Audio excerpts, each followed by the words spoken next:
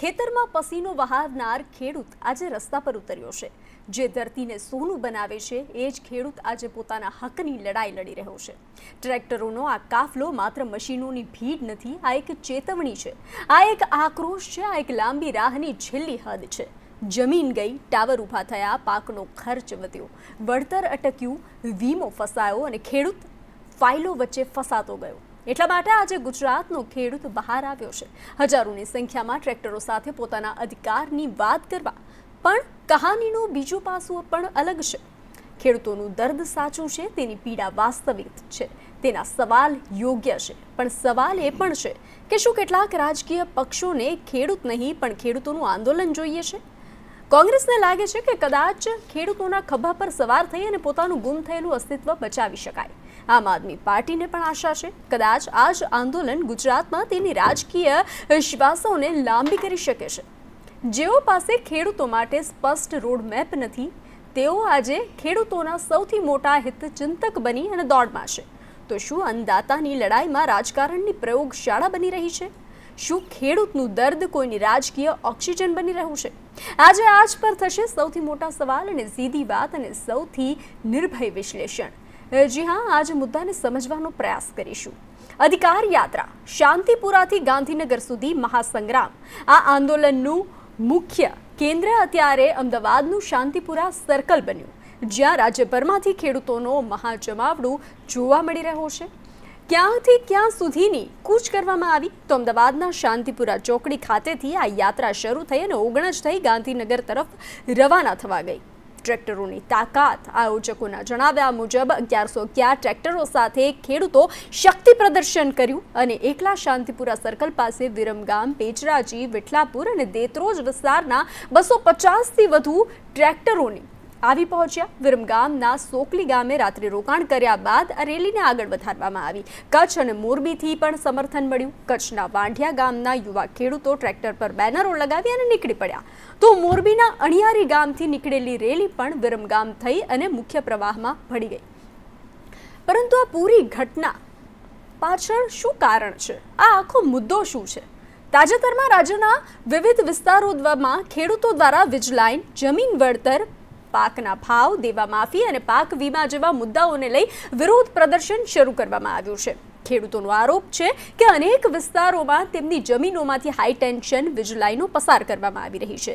વીજ ટાવર અને પોલ ઊભા કરવાના કારણે ખેતીને નુકસાન થઈ રહ્યું છે, પરંતુ તેના બદલામાં ખેડૂતોને પૂરતું વળતર મળતું નથી। આ ઉપરાંત ખેતી ખર્ચ સતત વધી રહ્યો છે, જ્યારે પાકના ભાવ અને આવકમાં તે પ્રમાણે વધારો થતો નથી। ખેડૂતોની મુખ્ય માંગણીઓ શું છે તેના પર વાત કરીએ। ખેડૂતો દ્વારા સરકાર સમક્ષ અનેક માંગણીઓ રજૂ કરવામાં આવી છે।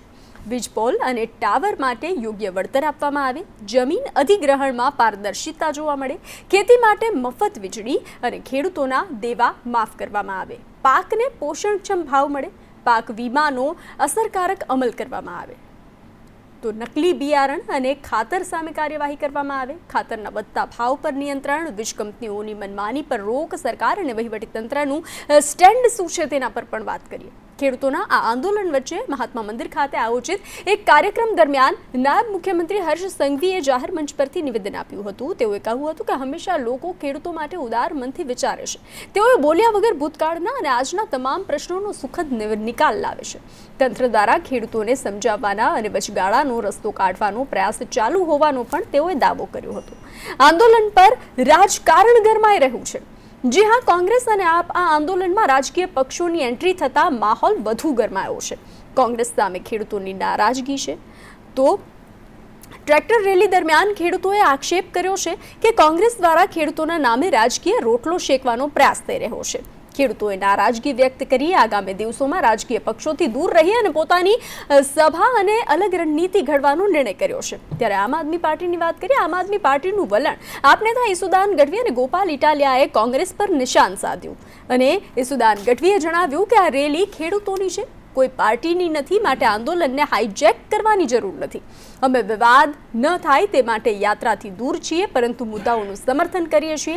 ઇટાલિયાએ ખેડૂતોના હિતમાં નવો કાયદો બનાવવાની પણ માંગ કરી। તો ગાંધીનગરમાં પોલીસ છાવણી અને લોખંડી બંદોબસ્ત જોવા મળ્યો, કારણ કે ગાંધીનગર કૂચને ધ્યાનમાં રાખી અને પોલીસ દ્વારા ચુસ્ત બંદોબસ્ત ગોઠવવામાં આવ્યો. ગાંધીનગરમાં પ્રવેશતા ટ્રેક્ટરોની તપાસ કરવામાં આવી, તેને રોકવામાં આવ્યા. વિવિધ સ્થળો પર પોલીસ તૈનાત કરવામાં આવી અને પોલીસનું કહેવું છે કે કાયદો અને વ્યવસ્થા જળવાઈ રહે તેને લઈ ખેડૂતોને કોઈ મુશ્કેલી ન પડે તે માટે વ્યવસ્થા જરૂરી છે.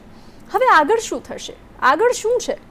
હાલ ખેડૂતો પોતાની માંગણીઓને લઈ અને અડગ છે, પોતાની અલગ રણનીતિ ઘડવાનો પ્રયાસ કરી રહ્યા છે. ખેડૂત સંગઠનો આગામી દિવસોમાં વધુ રણનીતિ ઘડવાની તૈયારીમાં છે. જો સરકાર તરફથી સંતોષકારક નિર્ણય નહીં આવે તો આંદોલન વધુ ઉગ્ર બની શકે છે. બીજી તરફ સરકાર સાથે ચર્ચા અને રજૂઆતના માધ્યમથી ઉકેલ શોધવાના પ્રયાસો પણ ચાલી રહ્યા છે. શું છે ખેડૂતોની સ્થિતિ? શું કહી રહ્યા છે ખેડૂતો? આવો સાંભળીએ. ખેડૂતની જે જેટલી બી માંગ છે પૂરી નહીં ત્યાં સુધી આંદોલન ચાલુ રહેશે અને ગાંધીનગર નહીં જવા દે તમે ચાલીને જશું પણ ગાંધીનગર પહોંચીશું અમે ટ્રેક્ટર વગર ચાલીને જશું. જી તારા બધા ખેડૂતોની માંગ એક છે કે અમારો હક નહીં મળે ત્યાં સુધી અમે ગાંધીનગર લગીને કૂચ કરશું અને અમારો હક માંગીને રહીશું. ખેડૂતોની જે મુખ્ય માંગો છે તેના માટે ખેડૂત તત્પર છે.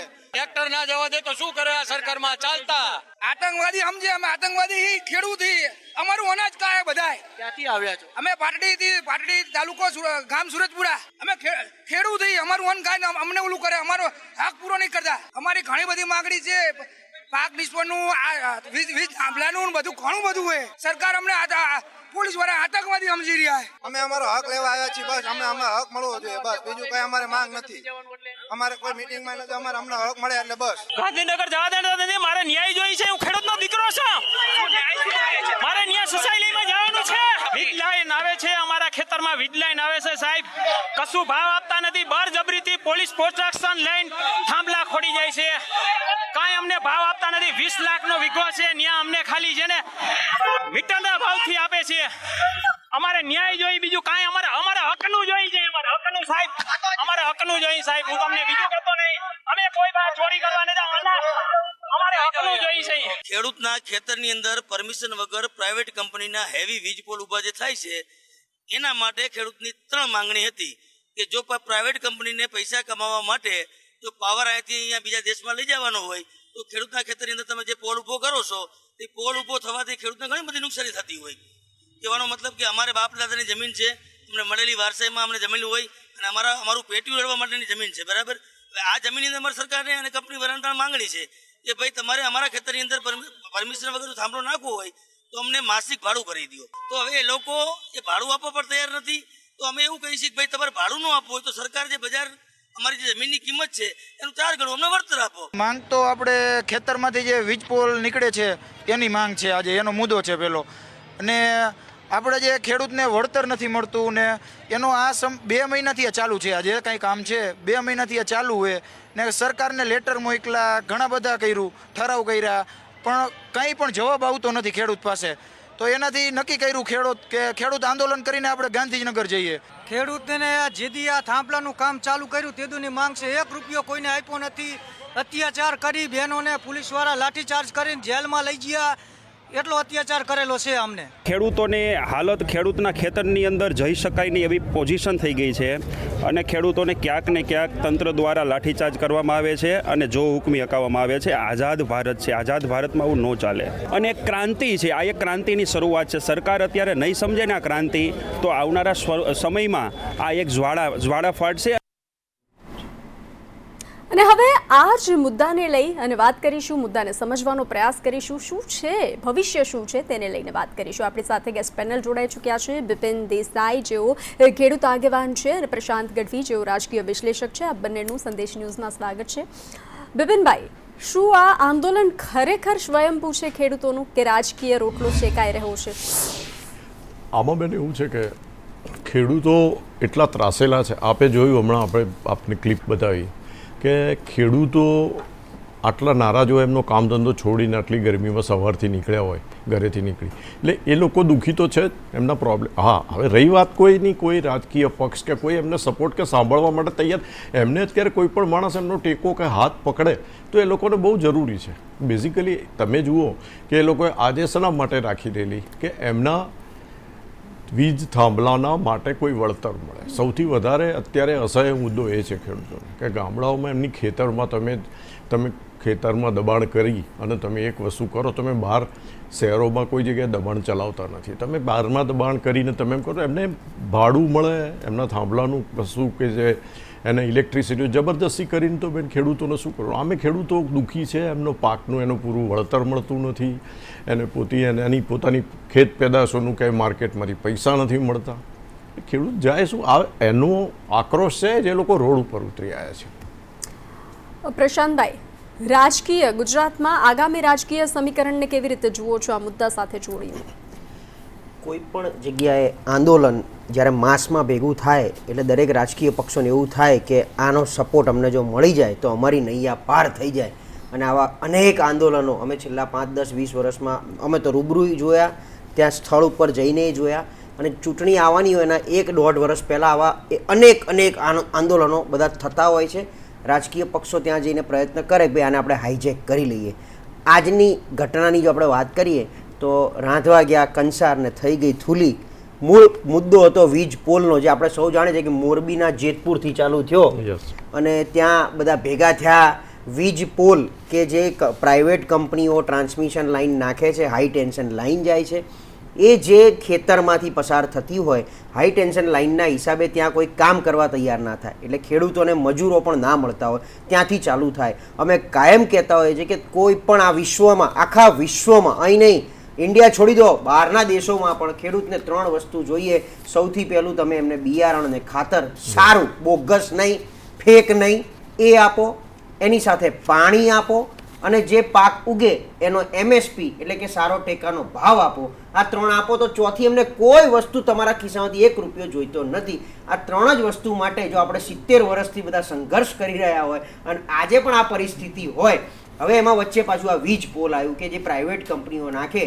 સરકાર તમામ પ્રકારની પોલિસી, આજે સોલરની રૂફટોપ પોલિસી માટે તમે ઢોલ વગાડીને જો કહેતા હોય કે આપણે નંબર 1 છીએ, આ છીએ, તે જે ફિક્સ એક પોલિસી છે કે ભાઈ તમે તમારા ટેરેસ પર 10x10માં આટલી જગ્યા આપો તો કાં તો રિબેટ મળે, કાં તમને સોલરમાંથી આટલું પ્રાઇઝ ઓછો થતો હોય છે. તો વીજ પોલ કંપનીને જ્યારે આ કોન્ટ્રાક્ટ તમે આપ્યો છે કે નાખશે દરેક અને આટલા ખેતરમાંથી પસાર થશે, કારણ કે ટ્રાન્સમિશન લાઈને પહેલાં પોતે સર્વે કર્યો હોય, સર્વેના આધારે એને ખબર છે કે આટલા ખેતરમાંથી મારે પસાર થવાનું છે, તો કાં તો એને એક ફિક્સ ભાવ આપવો પડે, એક નીતિ બનાવી, પોલિસી બનાવવી પડે કે આટલો મળી જશે, અથવા જે જગ્યા રોકાઈ છે એનું માસિક ભાડું નક્કી કરો. જેમ આપણે મોબાઈલ ટાવરો મૂકે છે તો મોબાઈલ ટાવરની કંપનીઓ આવીને તમને ઓફર આપે છે કે તમારે ત્યાં અમને જગ્યા તમારે ધાબે મૂકવા તો તમે આટલું ભાડું ચૂકવીશું, તો કાંઈ એમને ભાડું ચૂકવો, કાં તમે આખી જગ્યા.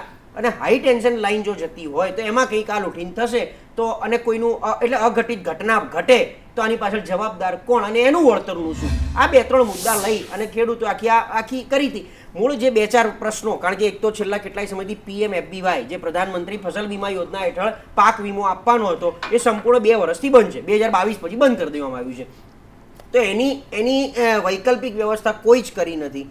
જ્યારે ત્યારે ખેડૂતોને અતિવૃષ્ટિ કે અનાવૃષ્ટિ આવે એટલે સરકાર એક પેકેજ જાહેર કરે. હમણાં થોડાક સમય પહેલા 10,000 કરોડનું પેકેજ જાહેર કર્યું. એટલે હું તો એના 2 દિવસ પછી ગયો તો મને તો પેલા કૃષિ મંત્રી જીતુભાઈ કે આ તો બધી વાતો છે, બાકી લોકો ઠેકડા મારે છે, એટલા ખુશ થઈ ગયા છે, અમે ખેડૂતોને એટલું બધું આપી દીધું છે, ઠેકડા મારે છે. એટલે હું તો ઠેકડા જોવા નીકળ્યો હતો કે કયા પ્રકારના ઠેકડા મારે છે. તો આજે જોયું તો આખા ગુજરાતમાંથી ભેગું થયેલું. હવે બીજું ઓગણજ ક્યાં વચ્ચે આવ્યું? તમે શાંતિપુરાથી ચાલુ કર્યું હોય, એક એપી સેન્ટર નક્કી કર્યું કે આ જગ્યાએ ભેગા થવાનું, અને સભા હંમેશા કોઈ પણ જગ્યાએ એક નજીકમાં જ્યાં ઘેરાવો કરવાનો છે એના 1 કિલોમીટરમાં સભા રાખવાની હોય કે સભા પતાઈ અને આપણે સીધો જ વિધાનસભાને ઘેરવું છે, સચિવાલયને ઘેરવું છે, કૃષિ મંત્રીની ઓફિસને ઘેરવું છે. એ બધામાં અહીંયા ફાટા પડી ગયા, રાજકીય રોટલા શેકાણા. કોંગ્રેસને એમ થયું કે અમે હાઈજેક કરીએ.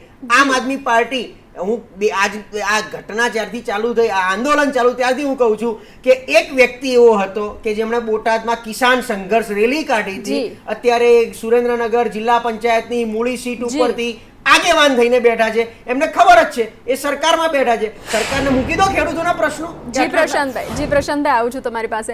બિપિનભાઈ, શું ખરેખર ખેડૂતોમાં એકતા છે? કારણ કે આજે જે સાંજે જોવા મળ્યું કે એક તરફ કોંગ્રેસ માટે નારાજગી જોવા મળી, તો બીજી તરફ ખેડૂતોમાં પણ આંતરિક વિવાદ જોવા મળ્યો કે અમુક લોકો જે છે તે જતા રહ્યા હતા, અમુક લોકો જે છે તે ચાલીને ગાંધીનગર નીકળ્યા હતા.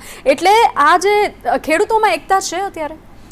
આમાં બેન ખેડૂતોમાં તો એકતા જ છે, નહીં તો આટલા બધા ખેડૂતો ભેગા ના થાય. એ લોકો પોતે દરેક જણ ખેડૂત નાના મોટા પોતાની જમીનો કે ખેતી ગમે તેટલી હોય એમાં કોઈક ને કોઈક રીતે તો એ લોકો હેરાન થયેલા જ છે. ત્યારે જ આ લોકો એટલા ભેગા થાય. ભેગા થઈને પછી જ્યારે રજૂઆત કરવા આવે ગાંધીનગર, ત્યારે આમાં રાજકીય પક્ષોની જોડે કે કોની જોડે પોલીસ અધિકારીઓ હોય કે સરકારના અધિકારીઓ હોય એમની જોડે કર્યું હશે કે ગાંધીનગરના બદલે આપણે કોઈ જગ્યાએ તમે મિટિંગ રાખો, એવું નક્કી થયું છે. એકચ્યુઅલી ખેડૂતો તો ગાંધીનગર જવાના મૂડમાં જ હતા કે ભાઈ ગાંધીનગર જવું જોઈએ, પણ એ લોકોને પછી એવું થાય કે ગાંધીનગર જવામાં આપણને રોકવામાં આવશે, ધરપકડ કરવામાં આવશે, ખોટા ઘર્ષણ થશે. એટલે એ લોકોના આ રાજકીય પક્ષો એમની રીતે એ રીતે સમજાવતા હતા. એટલે ખેડૂતોમાં આ રીતે એકતા છે અને એ લોકો પોતે રાજકીય પક્ષો કરતાં પોતાના પ્રશ્નોમાં વધારે ઇન્વોલ્વ છે. એમને પોતાને એટલા પ્રશ્નો છે કે આ વીજ પોલ કે દાખલા તરીકે એમને બિયારણ, હમણાં ગઢવી સાહેબે કહ્યું કે ભાઈ બિયારણ નથી હોતું. આજે નકલી બિયારણ મળતા હોય, અસલી બિયારણ ના વ્યાજબી ભાવે, ડીઝલ તમને ક્વોન્ટિટીમાં મળે. હવે ડીઝલનો જથ્થો, ખાતરમાં, આ બધામાં સબસિડીની બી એટલે ઇસ્યુ તો પ્રોબ્લેમ એટલા બધા છે કે ખેડૂતોને બિચારાને પારાવાર દુઃખ છે. પ્રશાંતભાઈ, અચાનક કોંગ્રેસ માટે નારાજગી ખેડૂતોની. એક તરફ જે છે ડેપ્યુટી સીએમે વાત કરી કે ખેડૂતો માટે વચ્ચેનો રસ્તો નીકળે તેના માટે વિચારણા કરવામાં આવી રહી છે. એક તરફ ખેડૂતોને ગાંધીનગર જતા રોકવામાં આવી રહ્યા છે. ક્યાંક કોમ્યુનિકેશન ગેપ અને ખાસ કરીને વિપક્ષ તરીકે હવે કોંગ્રેસ પોતાના જનતામાંથી વિશ્વાસ જે છે તે ગુમાવી રહ્યું છે એવું નથી લાગતું? એટલે આમાં કેવું છે, કોંગ્રેસ પાસે અત્યારે કાર્યકર્તાઓની ફોજ નથી. એમાં આવડો મોટો મેળાવડો અને જમાવડો થતો હોય તો હાઈજેક એ કરે અને એમ કે ભાઈ આમનું જો સમર્થન મળી જાય, મેં કીધું એમ તો નૈયા પાર થાય, એ આશયથી વધતા. હવે જો ખેડૂતોની વાત છે તો તમામ રાજકીય પક્ષમાં પોતપોતાનો કિસાન મોરચો છે. એ કિસાન મોરચો ના પણ હોય તો ખેડૂત સંઘ, બધા અલગ અલગ 3 પ્રકારના સંઘ ચાલે છે. હવે એ સંઘ કોના છે? અને ખેડૂતોનો મુદ્દો હતો તો ખેડૂત સંઘથી માંડીને એ રીતે ભેગા થવું હતું. અત્યારે તમે 2 મુદ્દા લઈ લો, જેમ કોંગ્રેસના કિસાન મોરચા પાલભાઈ એમણે કંઈક સભાનો આયોજન કરી નાખ્યું, કોંગ્રેસના બેનરો લાગ્યા. એ બેનરમાં એવું સાંભળવા મળ્યું કે ભાઈ ક્યાંય વીજ પુલનો મુદ્દો જ નહોતો, એમણે બીજી બધી જનરલ ચર્ચા કરી. તો શું આ કોંગ્રેસ અલગ કિસાન આંદોલન લઈને ચાલવા માંગતું હતું? પહેલું કે જેમાં વીજ પુલનો મુદ્દો જ નથી. બીજું, વીજ પોલવાળા મુદ્દા જે ખેડૂતો હતા કે મોરબીથી કે 2-3 જે આપની ટીવી સ્ક્રીન પર મેં સાંભળ્યા, તો એ લોકોનો આ જ મુદ્દો હતો. તો એના માટે એમણે ત્યાં કલેક્ટરને રજૂઆત કરી, સરકારમાં ક્યાં રજૂઆત કરી.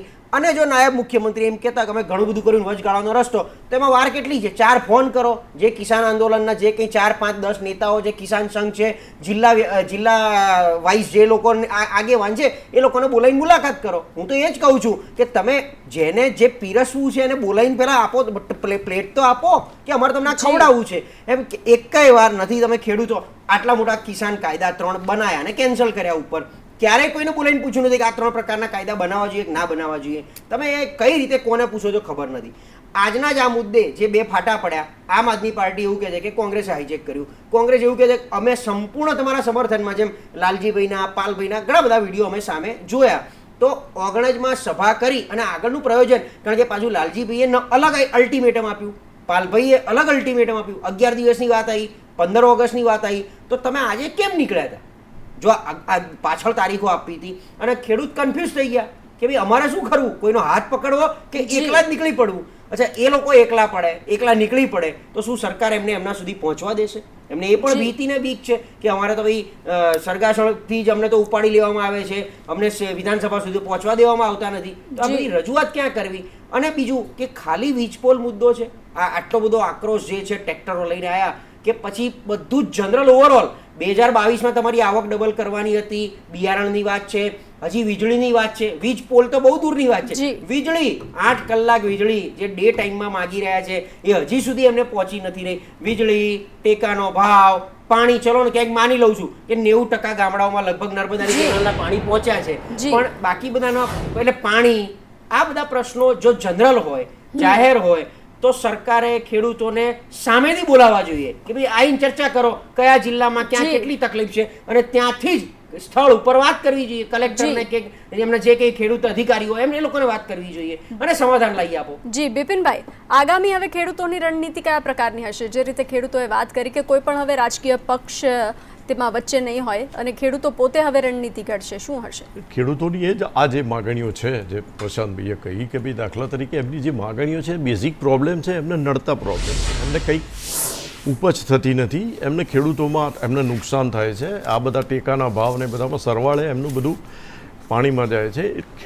અમારી રણનીતિ તો આ જ છે કે ભાઈ તમારા ખેડૂતોની સરકાર સામે લડવાની એટલે સરકારની પાસે માગણીઓ છે કે ભાઈ આ સરકાર જાણે છે સારી રીતે.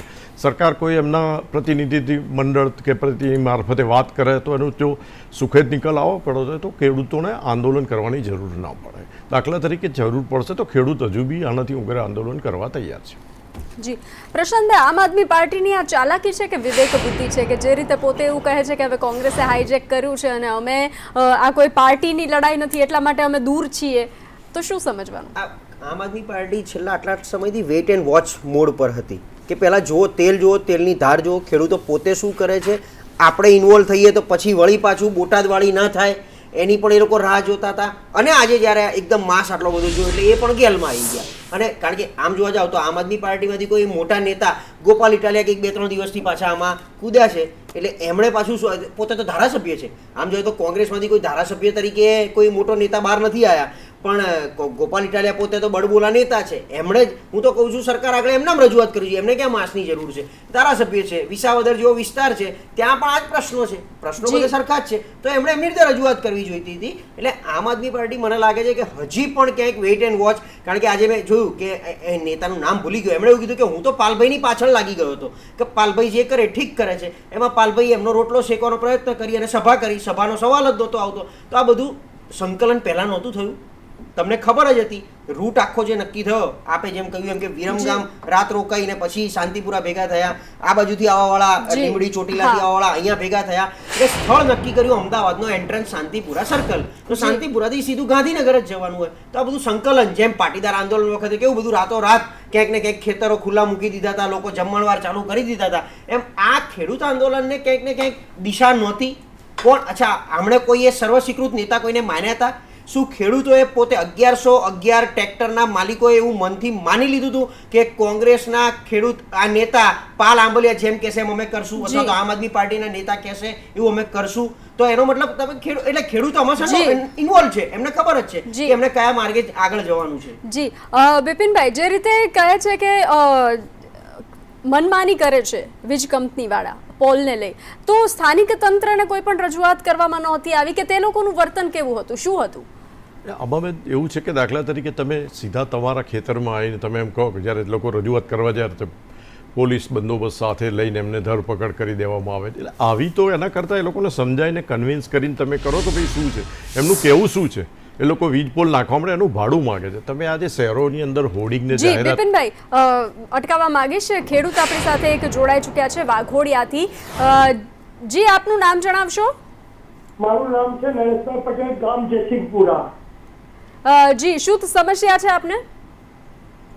આમાં વીજ પોલ જે નાખવામાં આવે છે, હેલો જી, હા જે વીજ પોલ નાખવામાં આવે છે એનું ખેડૂતો ભાડું મળવું જોઈએ, અને જે તદુપરાંત જે વીજ પોલ નાખવામાં આવે છે એટલે જે ખેતીમાંથી પસાર થાય છે એ લોકોને ખેતી માટે જે પાકનું નુકસાન ફર્સ્ટ પેકેજ દ્વારા આપવામાં આવે છે, દર વર્ષે પાકનું ખૂબ નુકસાન આપવામાં આવે તો ખેડૂતો થોડી રાહત રહે.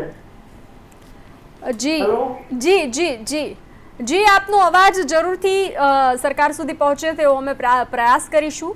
અને આપ પ્રશાંતભાઈ, બિપિનભાઈ સંદેશ ન્યૂઝ સાથે જોડાયા, આપનો ખૂબ ખૂબ આભાર. ખેડૂતની લડાઈ ખેડૂતની જ રહેવી જોઈએ. નારા બદલાઈ શકે છે, ઝંડા બદલાઈ શકે છે, રાજકીય ચહેરા બદલાઈ શકે છે, પણ ખેડૂતનું દર્દ નથી બદલાતું. ખેડૂતને મંચ નહીં જોઈએ, ઉકેલ જોઈએ છે, તેને ભાષણ નહીં ન્યાય જોઈએ છે. સરકારને જવાબ આપવો પડશે, વ્યવસ્થાને સાંભળવું પડશે અને રાજકીય પક્ષોને પણ નક્કી કરવું પડશે કે તેઓ ખેડૂત સાથે છે કે ખેડૂતના નામે પોતાની રાજનીતિ સાથે. કારણ કે દેશની રીઢ કોઈ પાર્ટીનો મત બેંક નથી અને અન્નદાતા છે અને તેનું સન્માન સૌથી ઉપર છે. અન્નદાતાનું સન્માન થવું જ જોઈએ. આજ માટે બસ આટલું જ. કાલે ફરી મળીશું. નમસ્કાર.